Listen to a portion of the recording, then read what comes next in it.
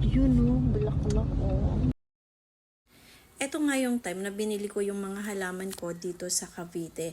At syempre dahil alam kong napakaraming magagandang halaman dito, kaya sinubukan kong maghanap ng mga kailangan ko, lalong-lalo na yung gumamela na gustong-gusto kong bilhin. At ito nga nakakita ko dito ng iba't ibang varieties ng gumamela. Grabe, hindi ko alam na marami pala yan. So eto, after ilang minuto natin ng paghahanap, ito yung mga nabili natin. At ngayon, nakakalungkot talagang isipin na yung dating ganyan ka-green na mga halaman ay eto na po siya ngayon. Andito naman ako pero hindi ko alam bakit nagkandamata itong mga halaman na to. Nadidiligan naman siya. Para tuloy siyang yung parang hindi tinitirahan yung bahay. Parang walang tao yung bahay ng matagal. Tapos walang nagdidilig sa kanila. Nung binili ko to, ang gaganda.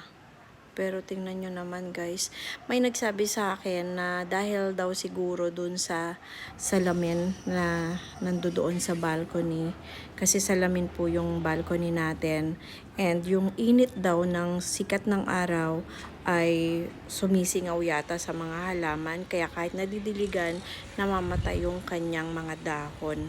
Kumbaga nasusunog. January, dyan ko siya inilagay sa tabi mismo ng salamin. And siguro mga ilang buwan din yon. Hindi ko napapansin, syempre nagdidilig ako, ang nakikita ko lang mga sariwa pa yung mga bulaklak, ayan, namumulaklak pa yung gumamela ko dati, tapos sariwa pa yung mga dahon, mga green pa talaga sila lahat, pero habang tumatagal, kapag nagdidilig, merong mga natutuyo na dahon.